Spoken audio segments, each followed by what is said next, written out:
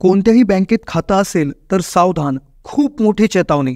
Bank खात्यामधून तुमचे सर्व पैसे जाऊ शकतात. चोरांची नवीन पद्धत. बँकाही हैराण झाल्या आहेत ह्या नवीन पद्धतीमुळे. एका झटक्यात तुमच्या बँक खात्यातील सर्व पैसे होत्याचे नव्हते होऊ शकतात. तुम्हाला समजणार देखील नाही. तक्रार करायला जर गेले तर ज्या ठगांनी तुमचे पैसे घेतलेले आहेत तर त्यांचा काहीही तपास लागत नाही. आत्ताच काही दिवसांपूर्वी 3 नवीन केसेस समोर आलेले आहेत. जर बँक खात्यामध्ये तुमचे जर काही पैसे असतील आणि ते जर तुम्हाला वाचवायचे असतील तर हा व्हिडिओ नक्की पहा. आता कदाचित तुम्ही म्हणाल की आम्ही फार सतर्क आहोत, आम्हाला माहिती आहे की कोणालाच OTP द्यायचा नाही आहे, कुठल्याही लिंकवर क्लिक करायचं नाही आहे, बँकवाले कधीही तुमचा बॅलन्स विचारत नाही किंवा बँकवाले कुठलाही कॉल करत नाही, ही माहिती आता सगळ्यांना आहे. पण हे जे ठग आहेत जे बँक अकाउंटमधनं पैसे काढत असतात तर ते आता OTP आणि लिंक याच्या भरपूर पुढे निघून गेलेले आहेत. त्याने एक अशी विशेष टेक्निक वापरायला सुरुवात केलेली आहे की ज्यामुळे आज पूर्ण जे बँक खातेधारक आहेत ते पूर्ण परेशान झालेले आहेत. दिल्लीमधील 2 खातेदारांना करोडो रुपयांचा ठग त्यांनी दिलेले आहे. करोडो लोकांचे पैसे याच्या माध्यमातून गेलेले आहेत. दिल्लीमधील एका सोनाराची केलेली फसवणूक, तर एका डॉक्टराची देखील प्रचंड मोठ्या प्रमाणात केलेली फसवणूक. तर तिसरी केस अशी आहे की जी फार विचित्र आहे. म्हणजे तुम्ही किती हुशार असू द्या, तुम्ही किती टाळायचा प्रयत्न करा पण ते तुम्ही टाळूच शकत नाही. तर त्यामुळे जर बँक खात्याच्या संदर्भात सुरक्षितता जर बाळगायची असेल, काय काळजी, नवीन ठगांपासून वाचण्यासाठी, नवीन स्कॅम तुमच्याबरोबर होऊ नये म्हणून काय वाचायचं असेल तर ह्या 3 केसच्या माध्यमातून आपण डिटेल समजून घेणार आहोत की कशी काळजी तुम्ही घ्यायला पाहिजे. तर नक्कीच हा व्हिडिओ शेवटपर्यंत पाहतच राहा. पण तुम्ही देखील हा जास्तीत जास्त लोकांना शेअर देखील करा, कारण कोणा एकाचा जरी फायदा झाला तरी आपला उद्देश सफल होऊन जाईल.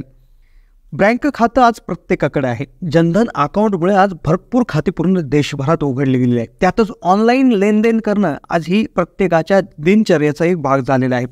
UPIच्या माध्यमातून, फोनपे, गुगल पेच्या माध्यमातून आपण पेमेंट करतच असतो.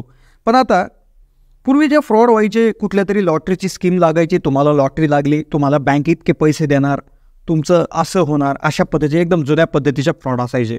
त्यानंतर OTP किंवा याच्या माध्यमातून फ्रॉड व्हायला लागले. त्यानंतर लिंकच्या माध्यमातून फ्रॉड व्हायला लागले. पण आता लोक हुशार झालेले आहेत. आता आपल्याला माहिती आहे की OTP कोणालाही शेअर करायचा नाही, कुठल्या लिंकवर क्लिक करायचं नाही, बँकेतून कधीही तुम्हाला तुमच्या बँक खात्याविषयी कधीही फोन येत नाही, हे देखील आता प्रत्येकाला माहिती झालं आहे. मग त्यांनी डोकं वेगळ्या पद्धतीनं लावले. 3 केसेस आपण पाहणार आहोत. 3 केसेसमधून तुम्हाला समजेल की फार म्हणजे अगदी विचित्र पद्धतीनं, अगदी नवीन अनोख्या पद्धतीनं हे ठग आपल्याला फसवत आहे. आणि तिसरा किस्सा किंवा तिसरी केस तर अगदी तुम्ही विचार देखील करू शकत नाही. कदाचित तुम्ही जर स्वतःला त्यांच्या जागेवर ठेवलं तर तुम्ही देखील फसले असता. अशी ही तिसरी केस. आता पहिली केस आहे दिल्लीमधील चांदनी चौकातील एका ज्वेलरची, ज्यांचं नाव आहे नवल किशोर खंडेलवाल, ज्यांचं ज्वेलरीचं शॉप आहे, सोनाराचं दुकान होतं. अगदी 50 वर्षापासून तिथं त्यांचं ज्वेलरी शॉप आहे. काही दिवसांपूर्वी ते अयोध्याला फिरायला गेले होते, धार्मिक यात्रा होती. तर तिथे त्या दुकानावर त्यांचा मुलगा बसलेला होता. मग आता काय झालं की त्या नवल किशोर यांना ते ज्यावेळेस अयोध्येला होते त्यावेळेस एका जणाचा कॉल येतो. तो कॉल असा येतो की बाबा मला एक सोन्याची चेन बनवायची आहे, जवळपास एक 15 ग्रॅम वजनाची चेन बनवायची आहे. तर मग नवलजी त्यांना वेगवेगळे ऑप्शन्स त्या ठिकाणी सांगतात. किंमत होते 93,400 रुपये. मग तो जो काही व्यक्ती आहे फोनवरचा तो म्हणतो की आता मी दुकानापर्यंत काय ही चेन घ्यायला येऊ शकत नाही, तर तुम्ही मी सांगतो त्या पत्त्यावर त्या ठिकाणी पाठवा, मी पेमेंट तुमचं ऑनलाईन करून टाकतो. नवल किशोरजी म्हणतात की ठीक आहे, ऑनलाईन पेमेंट करून टाका. मग ते त्यांना त्यांच्या बँक डिटेल, IFSC कोड या सर्व गोष्टी देऊन टाकतात. आता कदाचित तुम्हाला वाटेल की नवल किशोरजींच्या अकाउंटमधून पैसे काढून घेतले असतील, तर तसं होत नाही. आता पहा, तिथे तो व्यक्ती काय करतो की त्यांना 93,400 रुपये हे तुमच्या अकाउंटमध्ये पोहोचले असा एक मेसेज पाठवतो. कंप्लीट बँकेसारखाच तो मेसेज असतो. आता तुम्ही म्हणाल बँकेसारखा मेसेज तो माणूस कसा पाठवेल, तर इंटरनेट गुगलवर तुम्ही जर सर्च केलं की बँक मेसेज क्रिएटर म्हणून असं जर टाकलं तर तुम्हाला हजारो असे त्या ठिकाणी वेबसाईट मिळतील की जे तुम्हाला किती करोडो रुपये तुम्हाला रिसीव्ह झालेत असा मेसेज काही सेकंदाच्या आत बनवून देतील. मग नवलजींच्या त्यांनी पाहिलं की 93,400 बँक अकाउंटमध्ये रिसीव्ह झाले असा मेसेज आला. त्यांनी त्यांच्या मुलाला कॉल केला, 15 ग्रॅम वजनाची चेन या ठिकाणी पाठवून दे. त्यानंतर दुसऱ्या दिवशी परत त्या व्यक्तीचा परत फोन येतो आणि तो आता म्हणलं की मला आता 30 ग्रॅम सोन्याची चेन बनवायची आहे. रेट ठरतो, पुन्हा तो ऑनलाईन पेमेंट करतो. ऑनलाईन पेमेंट केल्याचा मेसेज त्यांना पाठवतो. त्यांना मेसेज रिसीव्ह होतो. नवलजी मुलाला सांगतात आणि 30 ग्रॅम, तर जवळपास 45 ग्रॅम सोनं 2 दिवसामध्ये तो व्यक्ती ताब्यात घेऊन टाकतो. पण नवलजींच्या नंतर लक्षात येतं की आपल्या अकाउंटमध्ये कुठलेही पैसे आलेले नाही आहेत. बँकेत जाऊन तपास केल्यानंतर असं लक्षात येतं की असले कुठले ट्रान्झॅक्शन देखील झालेलं नाही आहे. बँकवाले मोबाईल चेक करतात आणि म्हणतात की हा मेसेज बँकेमधून नाही तर कुठल्या तरी इंडिव्हिज्युअल नंबरवरून आलेला आहे. शहानिशा केली जात नाही. मोठ्या प्रमाणाची जी काय आहे दुर्लक्ष याकडे केलं जातं. तेथील ज्वेलर्स असोसिएशनला जेव्हा ही माहिती मिळते तर त्यांच्या असंही लक्षात येतं की ही त्यांच्या एका दुकानात नाही तर अशा हजारो दुकानांमध्ये असे फ्रॉड आता चालू झालेले आहेत.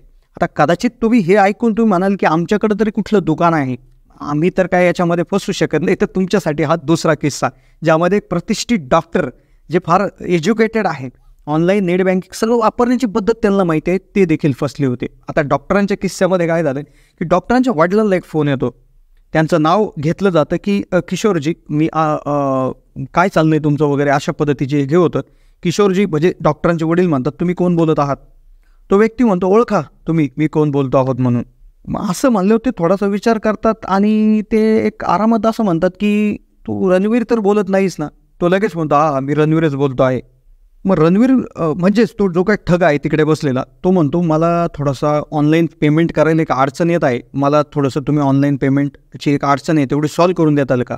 तर त्याचे वडील किशोरजी, डॉक्टरांचे वडील म्हणतात की ठीक आहे, माझ्या मुलाला हा नंबर घे आणि माझ्या मुलाला कॉल कर आणि माझा मुलगा तुला हे सगळं सॉल्व्ह करून देईल. तो व्यक्ती त्याच्या मुलाला कॉल करण्याआधी वडिलांनी मुलाला सांगून ठेवलेलं असतं. मुलगा फोन उचलतो, डॉक्टर फोन उचलतात आणि डायरेक्ट म्हणतात, बोला काका काय काम आहे? काका म्हणजेच तो ठग, तो म्हणतो मला 3,000 रुपये एका व्यक्तीला पाठवायचे आहे, तर मी तुला माझा UPIचा प्रॉब्लेम आहे, मी तुला नेट बँकिंगने अकाउंटमध्ये ट्रान्सफर करतो, तू फक्त तेवढे UPIने पुढच्या व्यक्तीला पाठव. तर जवळपास 10,000 रुपये त्या व्यक्तीला पुढे पाठवायचे असते. मग इथे देखील तो असाच एक मेसेज तयार करून डॉक्टरला पाठवतो. तर डॉक्टर कुठल्याही प्रकारचा डाऊट घेत नाही, आपल्या वडिलाच्या ओळखीचा माणूस आहे, 10,000 रिसिव्ह झाल्याचा मेसेज येतो, नंतर तो त्याला QR कोड पाठवतो आणि तो त्याच्याहून लगेच पैसे पाठवून देतो. अशा पद्धतीनं 10,000 रुपयाची ठगी त्या ठिकाणी होत आहे. आता यातूनही तुम्हाला वाटत असेल की यातूनही आपण वाचू शकू. आता पुढला किस्सा तर फार जबरदस्त आहे, याच्यात कोणीच वाचू शकत नाही असं आहे. त्यात होतं काय की एका व्यक्तीला फोन येतो, नावासहित त्याला विचारलं जातं की तुम्ही अजय बोलत आहात का? आणि तिथे म्हटलं जातं की तुमच्या वडिलांनी मला असं सांगितलं. इथं लक्षात घ्या, इथं कोणीही फसू शकतो. तो व्यक्ती त्या व्यक्तीला अजयला असं म्हणतो की मला तुमच्या वडिलांनी तुम्हाला 3,000 रुपये ट्रान्सफर करायला लावलेले आहेत, तुम्हाला मला 3,000 रुपये द्यायचे आहेत, तर मला तुमचे जे बँक डिटेल्स आहेत ते द्या. आता पैसे यायचे आहेत म्हणल्यावर माणूस मुळातच विचार करत नाही. तो व्यक्ती ते फोनपे की नंबर देतो. तो व्यक्ती पुढून बँक डिटेलमध्ये किंवा बँकचा एक मेसेज तयार करून त्याला असं पाठवतो की 30,000 रुपये पाठवले गेले आहेत. परत तो अजयला फोन करतो, म्हणते की माझ्याकडून चुकून 3,000च्या ऐवजी 30,000 झालेले आहेत, तर तू मला 27,000 रुपये या फोनपे किंवा गुगल पेवर पाठवून दे. अजय तसंच करतो आणि त्याच्यानंतर लक्षात येतं की आपल्या बँक अकाउंटमध्ये हे पैसे मुळात आलेच नव्हते, हा मेसेज फर्जी होता. तर ही तिसरी जी किस्सा आहे तर तो बऱ्यापैकी कोणालाही लागू पडू शकतो.